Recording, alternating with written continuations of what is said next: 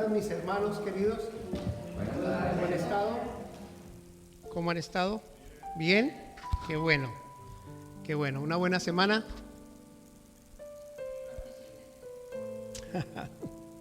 Bendito sea el Señor. Démosle gracias a Dios. Estamos en su presencia, mis hermanos, y dice la Escritura que en su presencia hay plenitud de gozo, delicias a su diestra desde ahora y para siempre. Entonces es un motivo de alegría estar en la casa de Dios, es un motivo de esperanza, un motivo de gozo. El Señor nos ama. Amén. ¿Usted lo cree? Dirá, uy, pero pastor, usted no sabe por las que estoy pasando. No importa, el Señor nos ama. Amén. Este mundo no tiene vuelta de hoja, pero el Señor nos ama. Los hombres traicionan, los hombres fallan, fallamos, pero el Señor nos ama. Amén.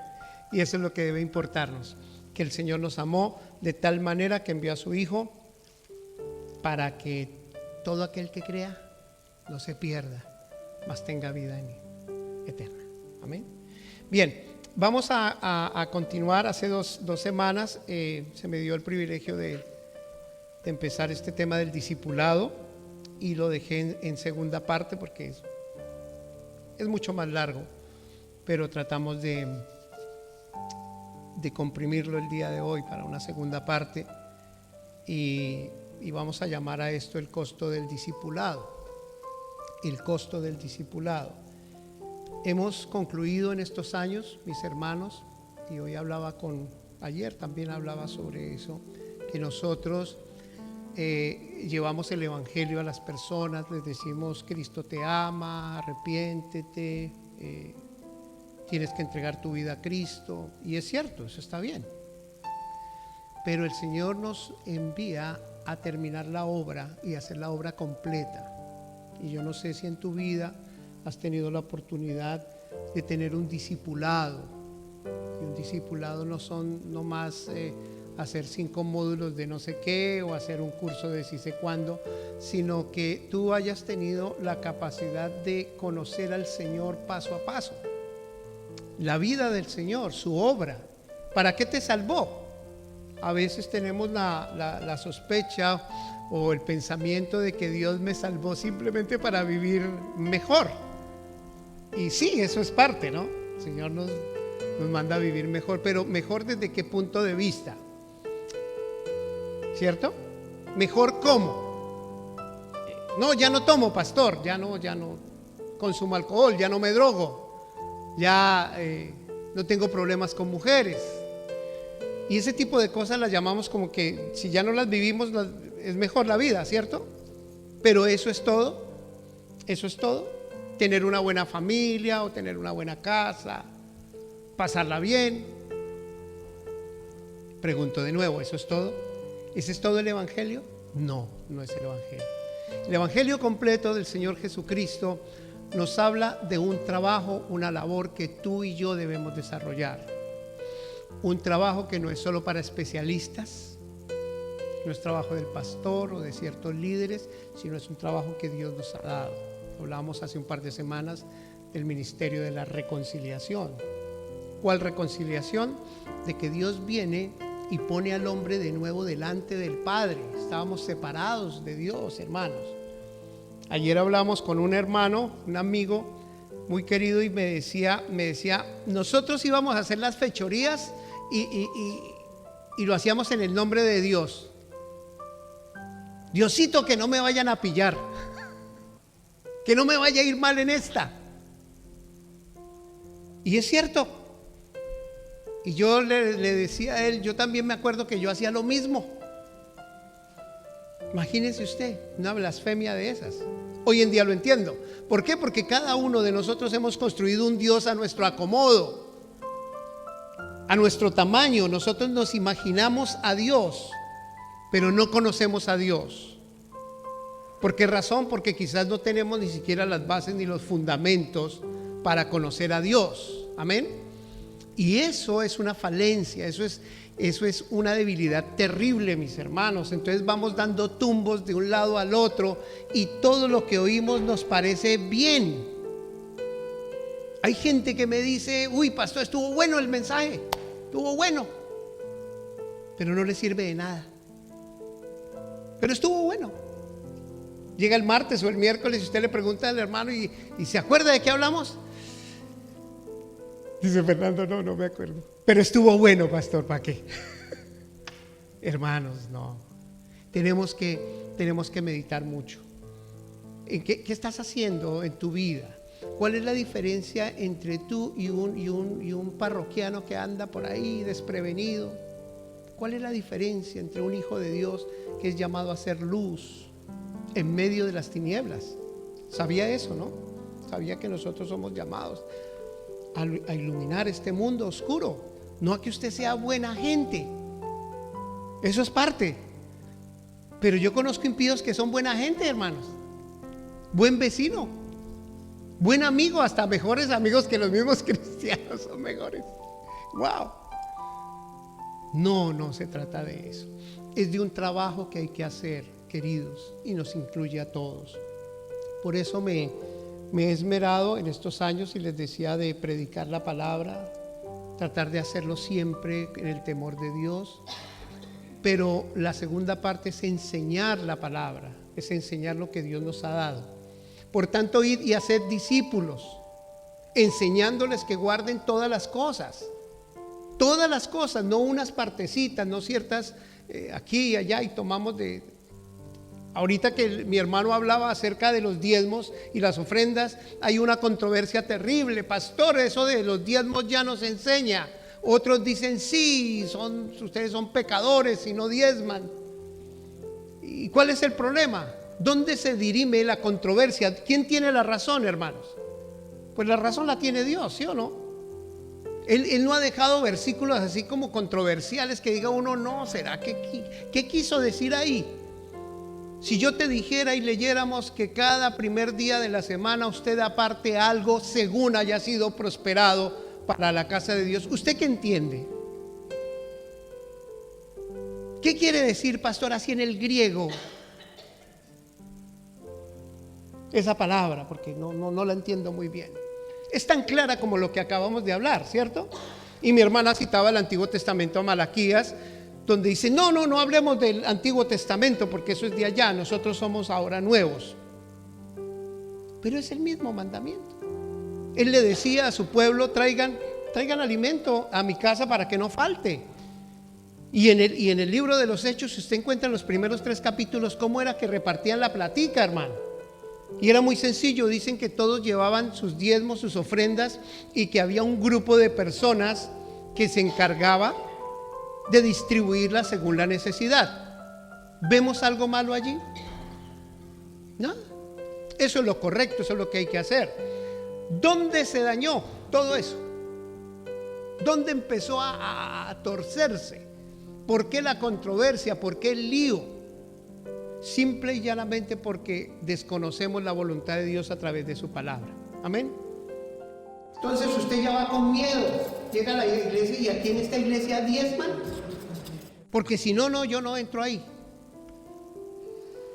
Y así sucesivamente nos van pasando, y eso es simplemente un ejemplo que yo les pongo en esta mañana para decirles que si usted no conoce la Escritura, empieza a pensar 1000 cosas, hermano, y a coger de un lado al otro. Vientos de doctrina, se llama eso, vientos de enseñanza. Cualquiera viene y le hace así en el oído y usted como que se va a ir detrás porque le parece que está bien, porque no tiene cómo rebatir o cómo decir o cómo explicar que eso o aquello está mal. Amén. Entonces vamos a seguir hoy con ese tema del discipulado y el costo de él. Yo no sé si ustedes se acuerdan, algunos de los que tengan mi edad, yo no sé quiénes se acuerdan de una serie televisiva que se llamaba Misión Imposible. ¿Se acuerdan? Ya uno que se acuerda, Misión Imposible. De hecho hicieron una película, para que no crean que estamos tan viejos. Hicieron una película, Misión Imposible. Era una serie y fue muy famosa en los años en que había la famosa Guerra Fría entre Estados Unidos y Rusia, China, siempre era con Rusia, no con rusos, los malos. Y Y me llamaba la atención cuando estuve preparando el mensaje, porque me acordé de esa situación en que el gobierno contrataba a un agente, lo llamaba, lo conectaba y le daba unas instrucciones para una misión. Le explicaba de qué se trataba y este personaje era el encargado de concretarla, de llamar a sus subalternos, a sus compañeros. Pero cuando iba terminando la cinta, esta persona le decía al otro lado: si a usted lo llegan a pillar, en buen chileno, si a usted lo llegan a coger, el gobierno negará cualquier conocimiento. O sea, prácticamente usted estaba solo, ¿sí o no? Si usted lo cogen, hermano, no lo conocemos, nosotros no lo mandamos. Y ahí terminaba. Y me llamó la atención porque cuando Cristo, el Señor, está a punto de ascender, nos deja una misión en el mundo, pero Él no te dice: si te va mal, te dejo solo. No estás conmigo, yo no te conozco. Sino que Él te dice: estaré contigo, estaré con vosotros todos los días hasta el fin del mundo. Amén.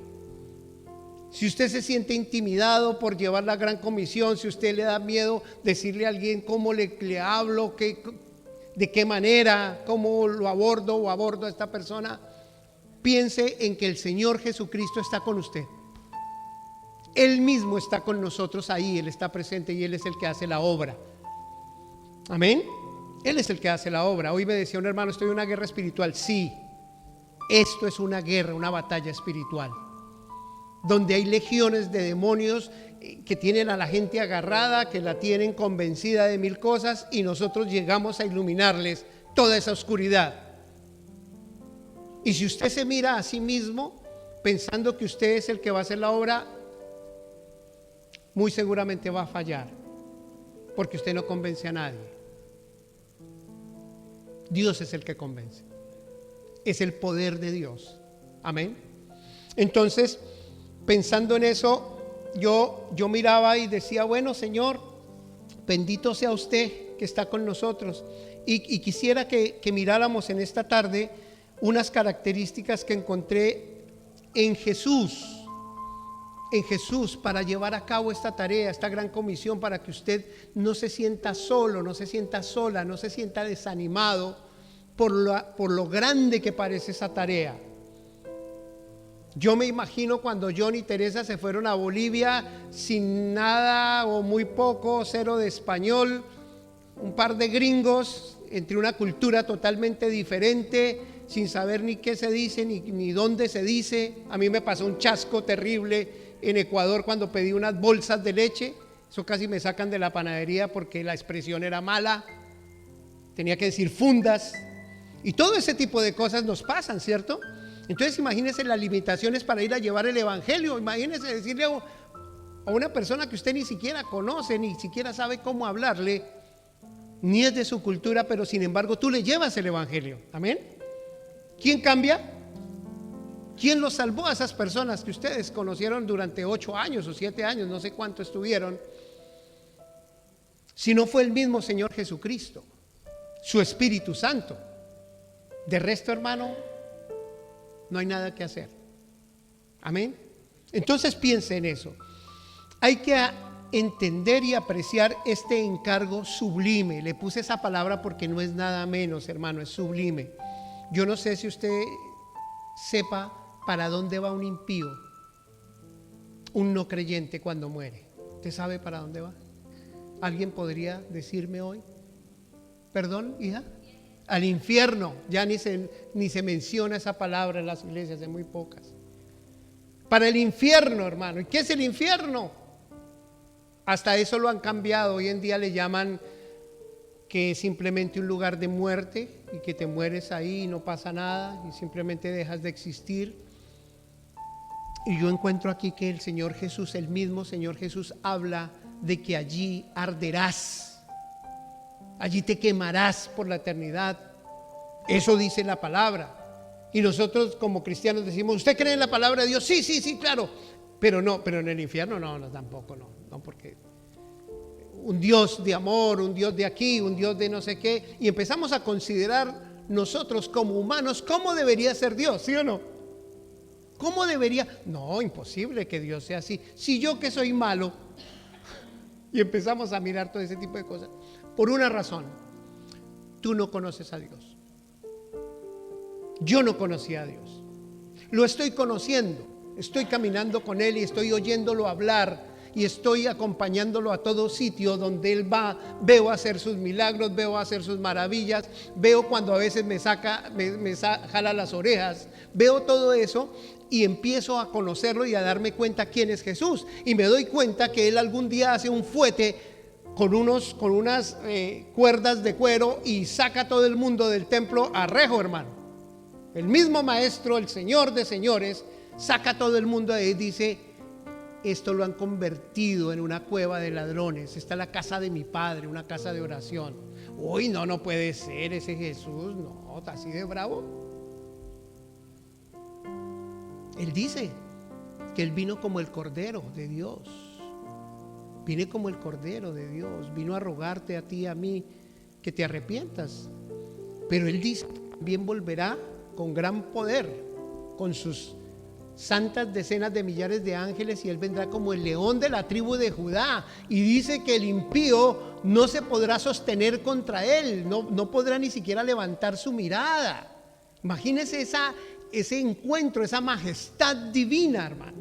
Él mismo se describe así, la Escritura habla de Él de esa manera. Entonces, ¿cómo podemos nosotros? Yo me pongo a pensar cómo yo puedo poner a un Dios así de chiquito y metérmelo aquí, o ponerlo en algún sitio, hermano, y vivir mi vida despreocupadamente. No conoces a Dios, no conoces al Dios de la Escritura. Tal vez has hecho un Dios a tu medida, a la medida de tus antojos, pero no conoces a Dios. Entonces, repito, es necesario que tú prediques a Cristo, pero que enseñes a Cristo. Si usted ha recibido instrucción, si usted ha conocido a Dios, enséñele a otros. Hace 2 semanas les decía qué importante es que tú le enseñes a las personas de Cristo. ¿Qué hace? ¿Qué le gusta? Aquí se celebra Navidad y en todo el mundo se celebra Navidad y hablan de Christmas, y a mí me llama la atención millares de cristianos que veo celebrando al Papá Noel y todo este tipo de cosas, y yo quedo así como: no, es que eso pues de todos modos no está malo, y para los niños, etcétera, etcétera, y dicen un poconón de cosas y hacen otro poconón de situaciones que no voy a entrar en controversias. Pero yo digo y me pregunto, ¿cuál es la diferencia entre tu vida, tu familia y las familias del mundo? ¿Cuál es la diferencia, hermanos? Nos camuflamos tanto entre el mundo que pasamos de agentes secretos. Nadie nos conoce. Pasamos como cualquiera, hermano, porque somos exactamente iguales. Tenemos al Papá Noel sentado, y ahorita llega Navidad, al Papá Noel sentado allá en la cabecera de la mesa, pero también vamos a darle gracias a Dios por él. ¿Sí o no? ¿Saben por qué hacemos todo eso? Porque en realidad no conocemos a Dios ni tenemos el convencimiento de las cosas que decimos creer.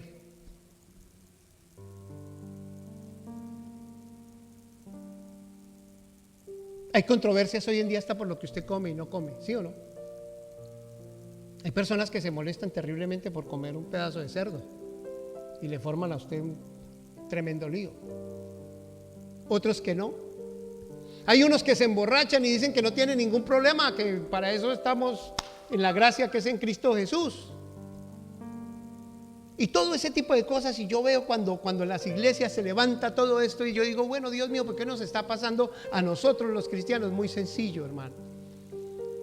Cogemos ciertas cosas que nos apetecen, otras las dejamos a un lado, y cada iglesia hace su propia teología, como le parece, como cree que es así, ¿sí o no? Y ahí seguimos, y como que seguimos de lado a lado y no sabemos en realidad dónde pararnos. ¿Por qué? Porque no tenemos convicción en sí mismos de lo que debo hacer y lo que no debo hacer. Amén, ¿está de acuerdo?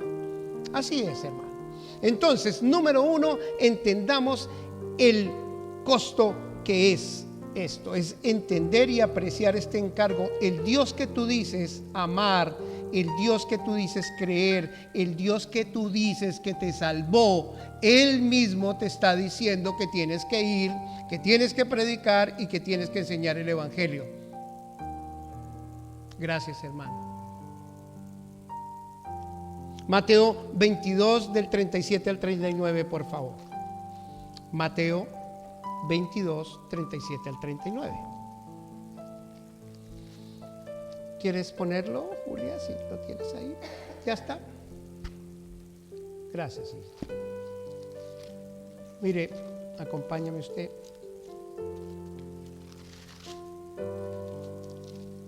Dice así: Jesús les dijo los dos mandamientos. ¿Recuerdan? ¿Amarás a quién? Al Señor tu Dios con todo su corazón y con toda tu alma y con toda tu mente. Este es el primero y grande mandamiento. Entonces, cuando yo miro ese gran mandamiento, cuando yo estoy diciendo que Él es primero y Él me encarga esta gran comisión, ¿tú qué deberías hacer? ¿Difícil? Pues yo tengo que obedecer, porque si estoy diciendo que el primer mandamiento yo lo cumplo, yo amo al Señor, ¿cierto? Con todo mi corazón, con toda mi mente, con todas mis fuerzas, pero no hago lo que Él dice, yo veo que como que ahí hay una controversia, una cosa rara, hermano. Yo no puedo decir que te amo, que te aprecio, que esto, pero en realidad no por ti nada. Imagínense una vida de pareja así, entre el hogar. Los que están casados. Julia, te amo, no, tú eres lo máximo para mí. Por favor, encárgate de los niños. No, yo no. ¿Podrías pagar la renta? No, pero ¿de dónde? ¿Me colaborarías con la cocina, con estas cosas? No, eso es para mujeres. Pero yo te amo. No sabes, daría mi vida por ti. Yo seguro que esta mujer algún día llega y dice: no, pero raro ese Daniel, ese amor tan raro, ¿no? Y así es nuestro amor por Dios. Decimos que lo amamos aquí en cada momento. Dios, te amo, pero nunca te obedezco. Es raro. Yo quedo sorprendido y digo: wow, Señor, qué extraño ese amor. Te amo, pero no quiero leer tu palabra porque no tengo tiempo. Es igual, hermanos. Y eso es lo que debemos darnos cuenta. El costo del discipulado es que yo digo que amo al Señor, primer mandamiento, y no estoy obedeciéndolo. El segundo mandamiento es parecido al primero, dice el Señor: y amarás ¿a quién? A tu prójimo. ¿Quién es tu prójimo? Voltea a mirar al que está a su lado. Voltea a mirar al que está a su lado. Ese es mi prójimo. Ese es mi prójimo. Usted es mi prójimo.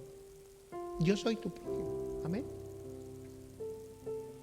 Si el Señor me dice esos dos mandamientos, desprende la ley y los profetas, o sea, cumpliendo esos dos mandamientos, el resto está ahí cobijado. Y el Señor me dice que debo de ir y enseñarle. ¿Cuál debería ser mi respuesta, amados? Estoy ocupado, no tengo tiempo. Es que vive tan lejos. Tenemos mil excusas, mil para no hacer lo que Dios nos ha mandado a hacer, hermanos. Y de eso es lo que quiero hablarles en esta tarde. Es un costo, hermano. ¿Sabe por qué es un costo? Porque tienes que dejar tus cosas que te buscan, que te llaman la atención, que te placen. Tienes que dejarlas por un momento, hermanos. Por un momento. Destine un día, 2 días a la semana y desgástese, sacrifíquese. Vamos a ponerlo así bien dramático: sacrifíquese por ir a buscar a alguien y darle lo que Dios le ha dado a usted, hermanos. Les decía hace una semana, cada uno de nosotros en alguna forma podemos tener un problema, una necesidad.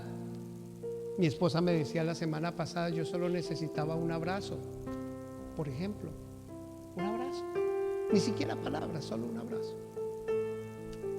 En el momento justo, en el momento adecuado. Eso es cumplir la gran comisión, hermano. Es enseñarle a las personas lo que Cristo realmente hizo por ti en la cruz del Calvario. Yo no sé si usted tenga un testimonio de su vida, de qué era su vida antes de Cristo y ahora después de Cristo. Cuente eso. No se limite simplemente a darle palmadas a los demás en la espalda, sino que necesitan que les hable de Cristo.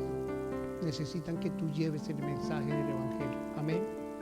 Mire, hermanos, ahora hay unas grandes limitaciones. Antes, porque no teníamos la plata, el dinero, ya no podíamos ir a China. Ay, he oído a algunos que ahora sí les dio ganas de ir al otro lado del mundo a predicar, a llevar el mensaje. Pues pase la calle nomás, vaya enseguida de su casa y golpee la puerta y le aseguro que ahí de pronto hay una persona que necesita oír hablar del Señor. Amén. ¿De verdad? De verdad, es así de sencillo. Usted no necesita ir al otro del mundo, ni siquiera a la isla del norte. Aquí nomás en esta isla usted puede hacer un trabajo misionero.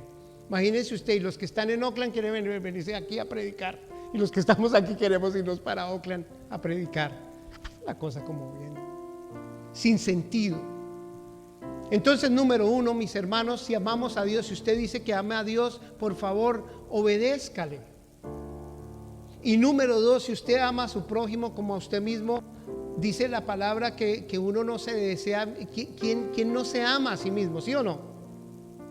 Nos amamos, nos cuidamos, nos protegemos. Así mismo deberíamos amar a los demás y protegernos, cuidarnos.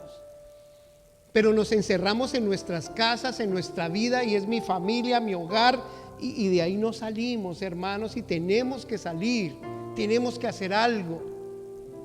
Algo tiene que moverse, hermano, para que el Señor obre. Como les digo, usted no está solo. Los animo a eso, usted no está sola.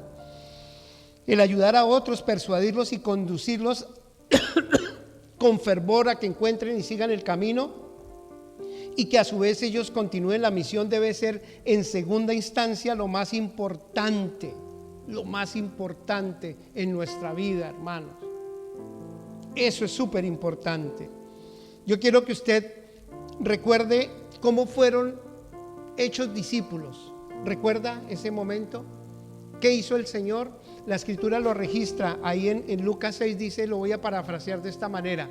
Dice que el Señor la noche anterior se la pasó orando toda la noche en oración, y al día siguiente los escogió, los eligió. ¿Qué vemos allí? La dependencia del Hijo con su Padre. ¿Va a hacer algo? ¿Quiere visitar a alguien? ¿Quiere llamar a esa tía que nunca quiere conocer a Cristo, o a esa mamá que es dura de corazón, o al compañero de trabajo? Ore, crea en el poder de la oración. Ayer les contaba que estaba con un amigo y me dijo, mire, esa persona no conoce al Señor, pero yo le dije, voy a orar por ti, y bendito el Señor no lo dejó en vergüenza, y hubo una respuesta. Tal sería que esa persona le dijo, ¿qué está haciendo?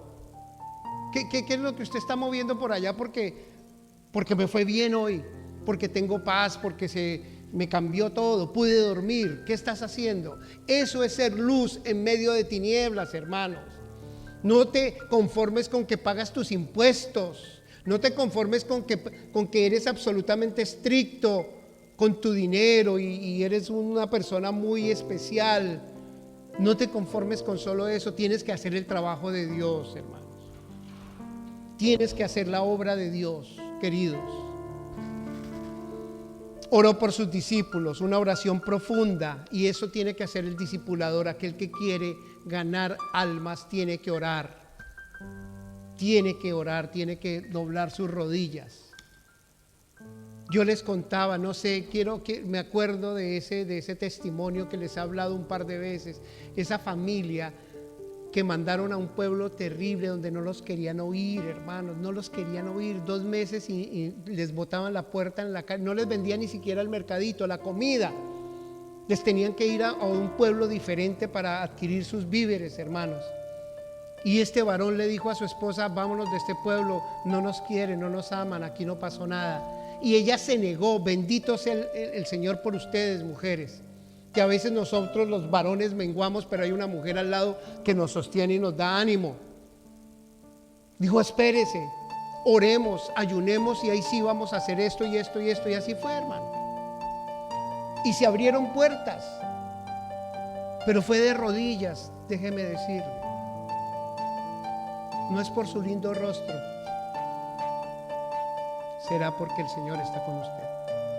Amén. Desde el comienzo del ministerio el Señor fue dando revelación a sus elegidos acerca del reino, y esto implica tiempo. La Escritura habla de más o menos 3 años y medio, 3 años y medio quemándose Él. Yo leo el libro de Marcos y veo a estos discípulos tropezando. ¿Cómo se dice en Chile? Embarrándola. ¿Cómo se dice? ¿En Chile se dice igual? 3 años los discípulos tropezando, cometiendo leceras, haciendo 1000 cosas. Y el Señor con amor los corregía, les enseñaba, les explicaba otra vez, los llamaba aparte. Hermano, eso es desgastante. Yo me imagino, ¿sí o no? ¿Ha tenido usted una persona así a su lado, un compañero de trabajo, alguien que usted todas las veces tiene que decirle lo mismo? Es así, hermanos. Pero ese es el trabajo de Dios. Él nos enseña cómo Dios, Él no los rechazó, no los dejó de tratar, ni los botó por allá a un lugar, a un tacho de la basura, sino que Él tuvo el amor de volver y traerlos, volver y enseñarles todas las cosas, hermano. La noche que iba a ser muerto les habló de nuevo: hermanos, tengo que despedirme porque tengo que irme. Y como yo no sé, yo quedo aterrado, esos ahí al pie comiendo, y hablemos de otra cosa, Señor, que estamos comiendo. No entendían, hermanos, pero sígalo haciendo. Si usted ya lo ha hecho, vuélvalo a hacer. No, es que usted no la conoce, usted no conoce ese personaje. Es difícil, no me entiende, no me comprende. Hágalo, dedíquese y tómese el tiempo para edificar a esas personas, hermano. Mire, si usted no lo hace, lo va a hacer el príncipe de este mundo. Y tiene legiones de personas que sí lo hacen. A mí me llama la atención, ¿ustedes conocen la secta de los testigos de Jehová? ¿Sí la conocen? Todos los días usted los ve por ahí acompañados, se los sueltan, hermano, y eso van allá de casa en casa y le echan de todo y les dicen de todo y siguen viniendo hasta que algún día lo consiguen, hermano. De tanta insistencia se ganan la gente así. Es una secta, enseña cosas que nada que ver, pero sin embargo lo consiguen. ¿Sabe por qué? Porque esa gente tiene una meta en su mente, y esa casa es para nosotros, esa casa, esa familia. Y ahí se le meten, hermano. Tienen más persistencia que nosotros. Nosotros tocamos una vez, 2 veces la puerta, hablamos con una persona y ya, dejémoslo así. Y dejamos, y con eso nos conformamos, porque no nos esforzamos. La persona o las personas que hablaron con nosotros con mi esposa hace más de 25 años, hermano, mire, se lo repito de una vez y otra vez, soy súper agradecido con Dios por ellos, hermano. Almuercito, transporte, regalos, invitaciones, tiempo, sacrificio, estar al lado de nosotros, hermano, hasta que nos ganaron por cansancio, hermano. No me lo pude quitar de encima a ese señor, hermano. Bendito y gloria a Dios por esa familia. Nunca se me olvida a Raúl, hermano Raúl, y la hermana Irene. Nunca se me olvida, porque de verdad le agradezco a Dios por personas así. Pero se ha perdido eso, mis amados. Cada uno de nosotros vivimos nuestra vida en nuestro pequeño refugio, en nuestro pequeño hotel, en nuestro lugar cómodo. Y a mí no, yo no tengo tiempo de ir a decirle a nadie eso, porque es que tengo que ir a mi club de golf o algo así, ¿no? No tengo nada contra el club de golf. Hermano, tenemos que sacrificarnos por los demás, hermanos. No va a pasar nada, hermano. Esto no es la obra del pastor, no es la obra de un par de líderes, no, es la obra tuya. Este mensaje es para ti, hermano. Tú que estás sentado ahí, este mensaje es para ti. Tienes que meditar y tienes que cambiar tu actitud. Número 3, el Señor enseñaba una teoría, no solo teoría, sino práctica. Ustedes ven al Señor amando a sus discípulos y los va entregando su vida por ellos, ¿cierto? El Señor dice, vayan y hagan milagros y hagan proezas, pero yo me pregunto, ¿ellos no se dieron cuenta de Él? ¿Ellos no conocieron su poder? ¿Recuerdan ustedes cuando alimentó a los 3,000? ¿Sí recuerdan que los alimentó? Y después se presenta una situación similar y le dicen los discípulos, Señor, se nos acaba, no tenemos pan, ¿qué hacemos? Y el Señor les contesta, vaya, aliméntenos ustedes, denle de comer vosotros. Y se empezaron a esculcar los bolsillos. Uy, no tengo plata. 200 denarios para ir a comprar pan no alcanzarían para esta multitud. Él les enseñó con su carácter, con su forma de ser. Él les dio enseñanza práctica, hermanos. Usted no puede enseñar algo que usted no viva, querido. Quiero decírselo. Usted tiene que ser consecuente con lo que enseña, pero con lo que vive. Amén. Y ahí está el problema. Ahí está el problema, porque usted tiene que ser un ejemplo de vida. Y ahí es donde fallamos. Muchos fallamos en eso. Porque nuestra vida secreta en nuestro hogar es diferente a la que vivimos en realidad, a lo que estamos predicando, hermanos. Hay que ser justos, hay que ser rectos, hay que perdonar, pero yo vivo otra vida. El Señor Jesús nos enseña a predicar su palabra, a enseñarla, pero también a vivirla. ¿Qué le parece a usted eso? Vivir la palabra, ¿qué es, mis hermanos? Sino seguir sus pisadas, sino ser consecuente con lo que me ha enseñado el Señor y vivirlo. Eso es vivir a Cristo, ser real, hermano. Hoy en día la gran mayoría, yo conozco a gente, millares que dicen yo soy cristiano, yo soy cristiana, todos ahora son cristianos, todos. Se etiquetaron, se pusieron un nombre aquí de cristianismo, pero en realidad están lejos de ser de verdad esos hijos de Dios, esos siervos de Dios, hermanos. Y no estoy hablando de no pecar, porque no me refiero a eso. El Señor nos dice que nos da provisión porque tenemos caídas diariamente, pero el Señor nos levanta. Estoy hablando de ser creyentes, pero de vivir a Cristo. ¿Qué le parece eso? Vivan a Cristo, sean auténticos. Quizás no seamos los más perfectos, pero yo creo en lo que creo. Amén. Es terrible que usted esté en la mesa de alguien y no se atreva a hablar de Cristo porque de pronto ya no lo vuelven a invitar. Es terrible, me parece terrible eso, hermano. Viva a Cristo. Y si no te vuelven a invitar, tranquilo. Con tal de que tú estés sentado en la mesa del Señor, ¿qué importa el resto? Amén. Eso es lo que tenemos que vivir. Enseñanza teórica, pero también práctica. Sus discípulos a veces no le entendían. Ojo con esto. ¿Usted sabe lo que son las parábolas? El Señor dice que hablaba por parábolas para que no todos le entendieran. Y a veces hasta los discípulos decían, oiga, Señor, explíqueme eso que yo quedé nulo. Y Él llamaba a sus discípulos y les enseñaba. ¿Recuerdan que Él los llamaba aparte y les explicaba las parábolas? Hermano, eso es la iglesia hoy en día. No todos somos entendidos en todas las cosas, pero está su pastor, su líder, está aquella persona madura en el evangelio que usted puede preguntarle, ¿cierto? Pregúntele a Dios mismo, Él le revelará por la escritura, hermano. Hay cosas en mi vida que no me las enseñaron siempre en un aula de clase, sino que Dios mismo me las fue revelando, hermano. Recuerdo, les voy a poner un ejemplo así, sencillo. Tenía 1000 cosas, libros y cosas en mi casa que no eran del agrado de Dios, pero a mí no me parecían malas, según yo. Pero un día el Señor, el Espíritu Santo de Dios me llenó y mi corazón y me puso, ¿qué estás haciendo con eso? ¿Por qué guardas eso? No, es que es mío. A mí me encanta. No, todo es tuyo, Señor. ¿Qué quieres que yo viva? ¿Qué quieres que yo tenga en mi hogar? ¿Con qué quieres que ande? Y hasta seleccionó mis amistades. ¿De verdad? Y muchos se alejaron de nosotros. Es que usted siempre habla de Dios. Qué jartera, qué aburrimiento. Usted siempre hablando de Dios. ¿No tiene otro tema más bonito? Algo así.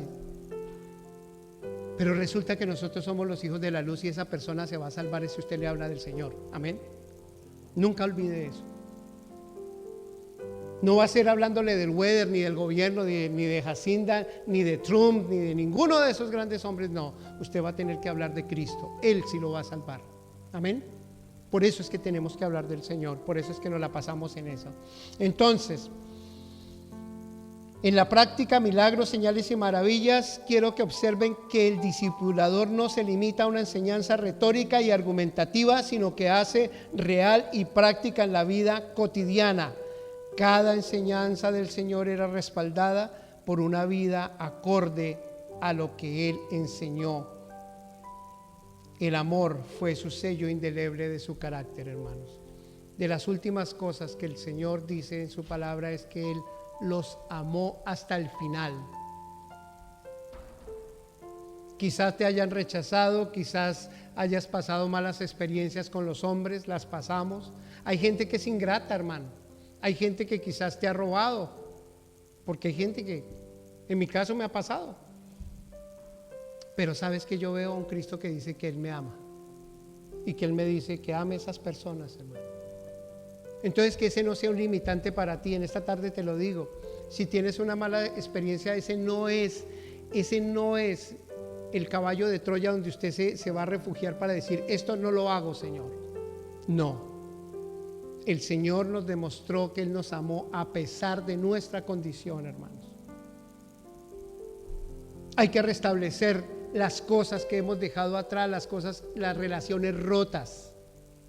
Vuelva y pídale al Señor que le ayude a restablecer esas cosas. Quizás no vuelva a tener esa confianza del pasado, pero tenga buenas relaciones con los demás. Amén.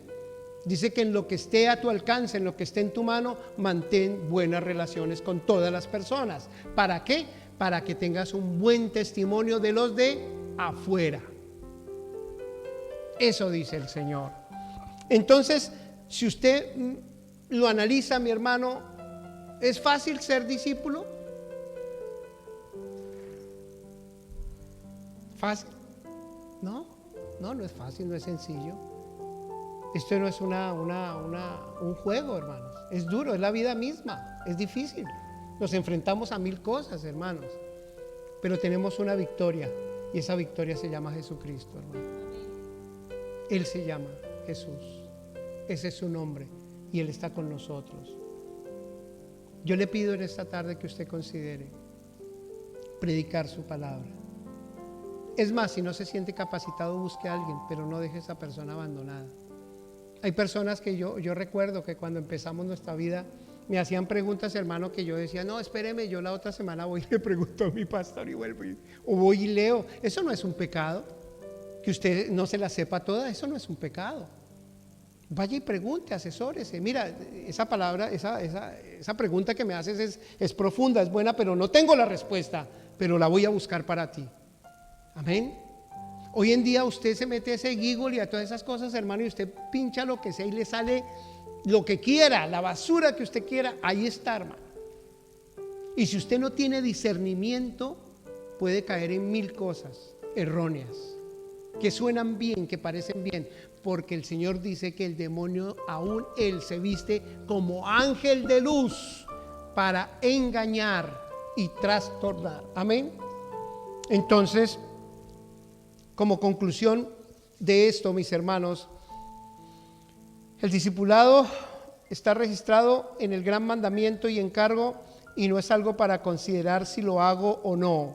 Es absolutamente indispensable porque trae bendición, tanto como el que lo ministra como el que es ministrado. Yo les decía, de las cosas debajo de este cielo que más me llaman a mí la atención, que más me llenan de gozo, son ver vidas transformadas, hermanos, vidas cambiadas. Eso es lo que más me llena. El resto ya me lo tiene el Señor allá en el cielo, a usted y a mí, y a todo aquel que ha creído. Pero en esta tierra tenemos esos pagos hermosos de ver familias que ya estaban por separarse y vuelven a estar en comunión, hombres que estaban en la droga o en el alcohol y vuelven a la vida, vuelven a iluminar. Amén. Primera de Timoteo 6, acompáñame.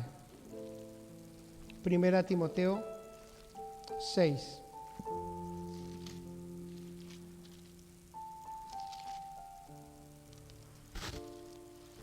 Y 14. Versículo 11.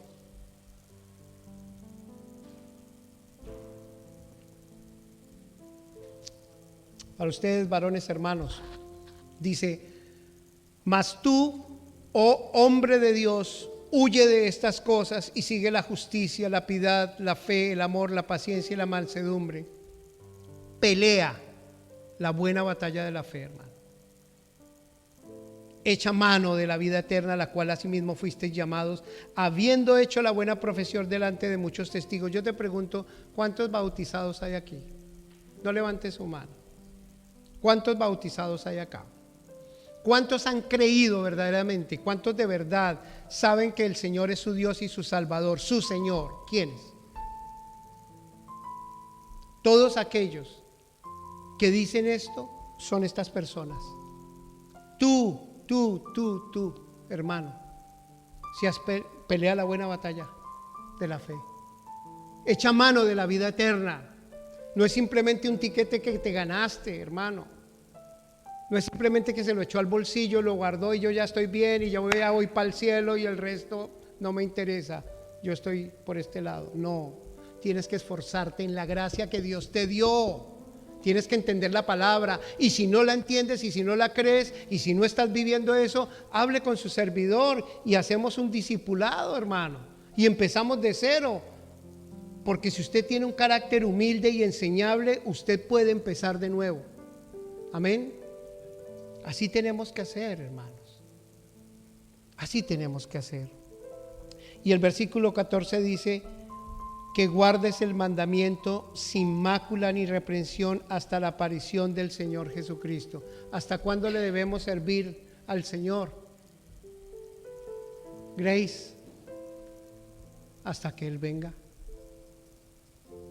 No sé si les conté de un pastor amigo conocido acá en Christchurch que me decía que se iba a retirar.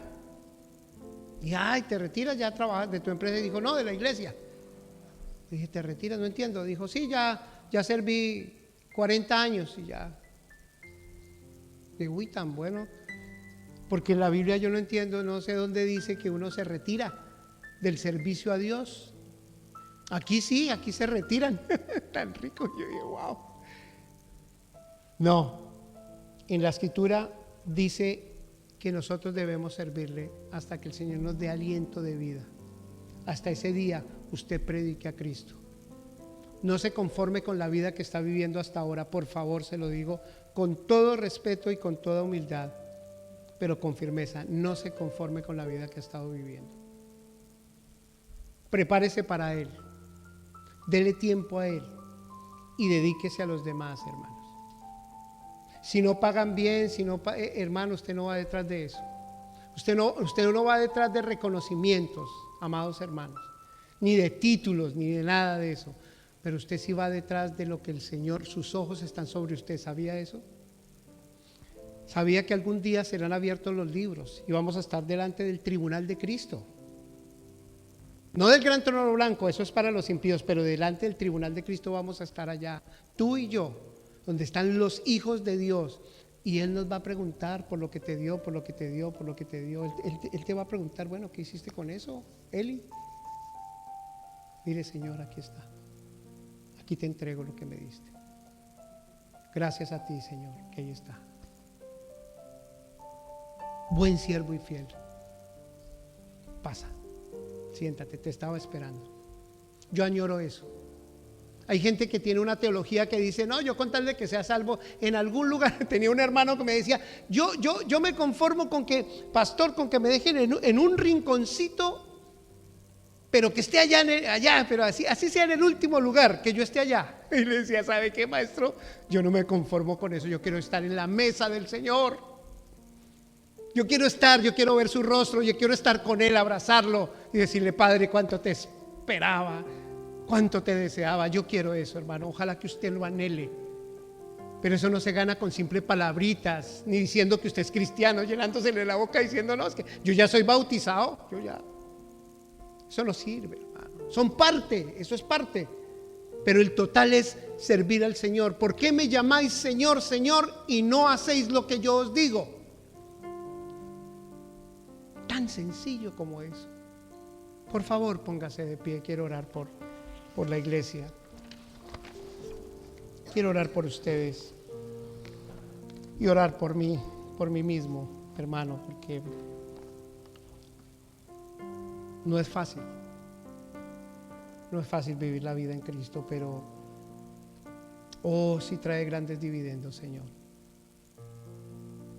Yo te agradezco, Señor bendito, porque usted nos anima aún. Yo sé que queda poco tiempo, Señor. Tú lo has dicho. Muchos de nosotros hemos vivido el 70, el 80% ya de nuestra vida, Señor. Queda poco tiempo para nosotros. Quizás para tu venida queda aún menos tiempo, Señor. Porque tú dices, Señor, que tú estás a las puertas. Bendito Dios. Señor, yo te pido por esta generación de hermanos y hermanas, bendito Padre Celestial, que puedan compartirte, que puedan predicar las buenas nuevas a tiempo y fuera de tiempo, Señor. Que tú les des la capacidad, el anhelo, el deseo de no desmayar y seguir adelante. Oh Señor, en el nombre de Jesús hay tanta acechanza, hay tantas cosas, bendito Dios, que se oponen, pero tú vas adelante de nosotros, Señor.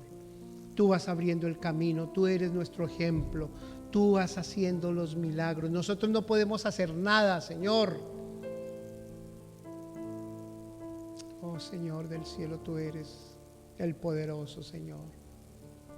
Tú eres el verdadero. Tú eres fiel y verdadero, eso dice la palabra, Señor.